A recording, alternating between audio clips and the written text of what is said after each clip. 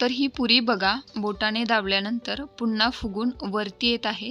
तर अशीच थंड झाल्यावर ही फुगलेली राहणारी पुरी कशी तयार करायची हे बघूयात। तर परातीमध्ये 2 कप गव्हाचं पीठ घेतलेलं आहे, त्यामध्ये 2 चमचे बारीक रवा, थोडीशी साखर आणि चवीनुसार मीठ घातलेलं आहे।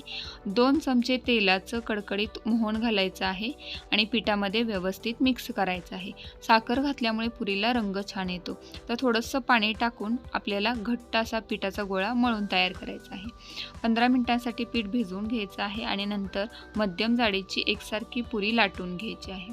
आता लाटून घेतलेली पुरी तळण्यासाठी तेल एकदम कडकडीत गरम करायचं आहे आणि हाय फ्लेमवरतीच पुरी तळून घ्यायची आहे। तर रव्यामुळे पुरी खुसखुशीत होते, साखरेमुळे पुरीला रंग छान येतो। आता एकदा खालच्या बाजूने आणि एकदा वरच्या बाजूने अशीच पुरी तळून घ्यायची, म्हणजे कमी तेलकट अशी पुरी तयार होते। धन्यवाद।